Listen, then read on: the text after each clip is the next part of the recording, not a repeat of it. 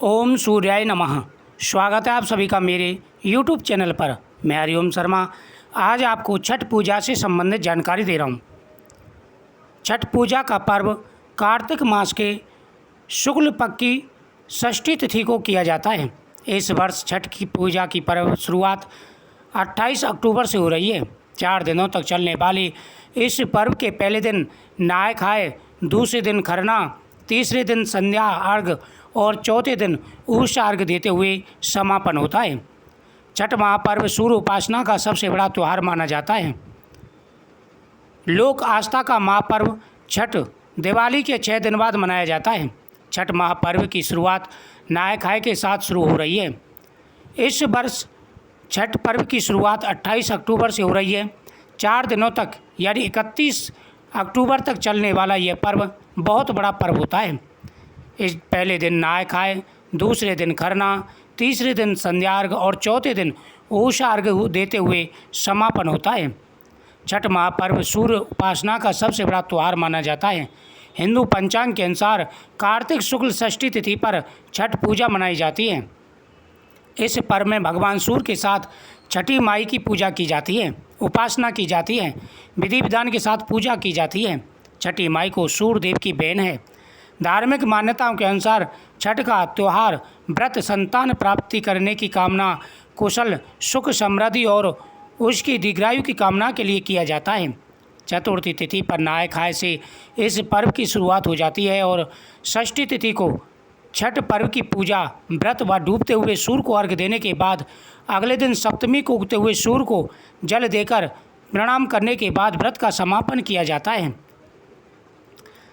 छठ महापर्व की शुरुआत नहाय खाए के साथ आरंभ हो जाता है। यह व्रत बहुत ही कठिन माना जाता है। इसमें व्रती महिलाएं लगातार 36 घंटे निर्जल व्रत रखती हैं। सूर्य देव की उपासना और छठ मैया की पूजा करके संतान की प्राप्ति और उसकी लंबी आयु के लिए कामना करती हैं। नहाय खाए के दिन सुबह जल्दी उठकर स्नान करके नहाय खाए और साफ सुथरे वस्त्र पहनकर शाकाहारी भोजन किया जाता है। छठ पूजा का पहला दिन नहाय खाए 28 अक्टूबर 2022 शुक्रवार को होगा। दूसरा होता है खरना। खरने का जो दूसरा दिन है वह 29 अक्टूबर 2022 शनिवार को है। छठ पूजा का तीसरा दिन होता है संध्या अर्घ, 30 अक्टूबर रविवार को है। और छठ पूजा का चौथा दिन होता है उषा अर्घ, जो कि 31 अक्टूबर को है। तो 28 अक्टूबर से लेकर के 31 अक्टूबर तक चलने वाला यह पर्व 4 दिन का है। संध्या काल को सूर्यास्त का समय 5:37 से है। उषा काल सुबह 6:31 को रहेगा 31 अक्टूबर को। सूर्योदय सुबह 6:31 पर, सूर्यास्त शाम को 5:39 पर होगा। नहा खाए शोभन योग सुबह से शुरू होगा। सर्वार्थ सिद्धि योग सुबह 6:30 से 10:42 तक रहेगा। रवि योग सुबह 10:42 से प्रारंभ होगा। छठ पर्व सूर्य देव की उपासना और छठी मैया का पूजा करने का महापर्व है। इस पर्व पर उगते हुए और डूबते हुए सूर्य को अर्घ देने की परंपरा है। छठ पूजा पर छठी मैया की पूजा और लोकगीत गाया जाता है। शास्त्रों के अनुसार छठ देवी भगवान ब्रह्मा जी की मानस पुत्री और सूर्य देव की बहन है। पौराणिक मान्यताओं के अनुसार ब्रह्मा जी ने सृष्टि रचने के लिए स्वयं को 2 भागों में बांट दिया, जिसमें दाहिने भाग में पुरुष और बाएं भाग में प्रकृति का रूप सामने आया। सृष्टि की अष्टधात्री प्रकृति देवी ने अपने आप को 6 भागों में विभाजित किया। इनके छठे अंश को सर्वश्रेष्ठ मातृ देवी या देवसेना के रूप में जाना जाता है। प्रकृति का छठा अंश होने के कारण इनका एक नाम षष्ठी है, जिसे छठी मैया के नाम से जाना जाता है। शिशु के जन्म के छठे दिन भी इन्हीं की पूजा की जाती है।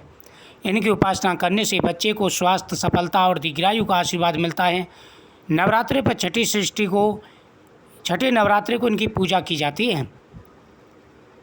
छठी पूजा का शास्त्रों में विशेष महत्व कहा गया है। छठी पूजा करते समय जो भी मनोकामना हो, जो भी इच्छा हो, वह बोलते हैं तो प्रत्येक इच्छा पूरी हो जाती है। छठ पूजा का पर्व बहुत बड़ा पर्व है। हिंदू पंचांग के अनुसार हर वर्ष कार्तिक मास के शुक्ल पक्ष की षष्ठी तिथि को छठ पूजा का पर्व मनाया जाता है। हर साल के कार्तिक मास के शुक्ल पक्ष की षष्ठी तिथि बहुत बड़ी दिन होता है। यह 4 दिन का पर्व होता है। इसमें 36 घंटे निर्जल व्रत रखा जाता है। सूर्य देव की पूजा की जाती है। महिलाओं के साथ पुरुष भी यह व्रत करते हैं। कार्तिक माह की चतुर्थी तिथि पर नहाय खाए के व्रत के साथ यह व्रत प्रारंभ हो जाता है। इस व्रत का शास्त्रों में विशेष महत्व है। छोटे बच्चों को पूजा का कोई भी सामान छूने नहीं दें। नियम यह है, जब तक पूजा पूर्ण हो जाए बच्चों को तब तक प्रसाद न खिलाएं। छठ पूजा के समय व्रत या परिवार के सदस्यों के साथ कभी भी अभद्र भाषा का प्रयोग न करें। जो भी महिलाएं छठ मैया का व्रत रखें वह सभी 4 दिनों तक पलंग या चारपाई पर न सोते हुए ज़मीन पर ही कपड़े बिछाकर सोएं। छठ पर्व के दौरान पति समेत पूरे परिवार सात्विक भोजन ग्रहण करें।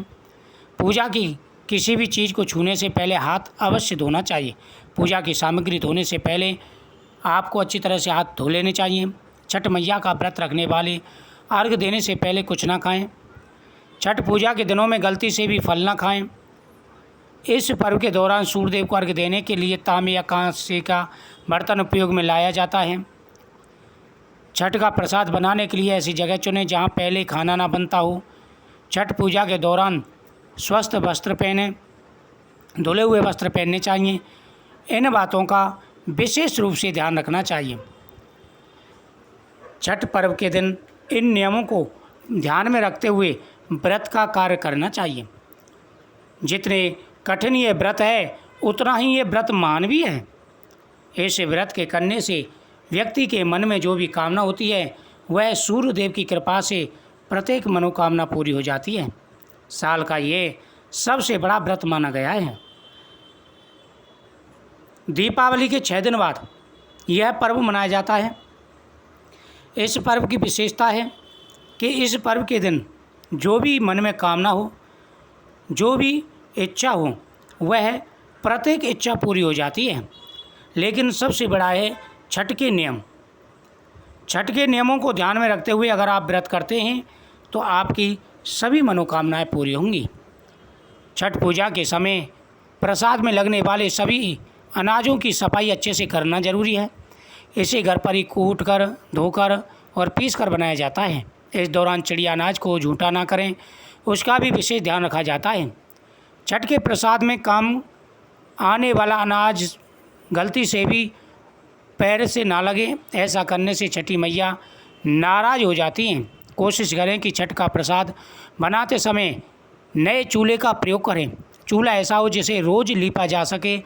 अगर आप गैस का प्रयोग करते हैं तो नए स्टोव का प्रयोग करना चाहिए, जिसे हर साल केवल छठ के दिन ही निकाला जाता हो। छठ पूजा में पहले इस्तेमाल किए गए चूल्हे का प्रयोग नहीं करना चाहिए। पूजा के लिए बांस से बने सूप और टोकरी का ही इस्तेमाल करना चाहिए। छठ पूजा के दौरान कभी भी स्टील या शीशे के प्रयोग नहीं करना चाहिए। प्रसाद शुद्ध घी से बनाया जाए, ऐसे में फलों का ही प्रयोग किया जाता है। ऐसे में इन बातों का व्रती को खास ध्यान रखना चाहिए। स्टील और कांच के बर्तनों का प्रयोग नहीं करना चाहिए। तो इस प्रकार से व्रत रखेंगे तो आपकी मनोकामना अवश्य ही पूरी होगी। वीडियो को शेयर करें, चैनल को सब्सक्राइब करें और इन नियमों का ध्यान रखें।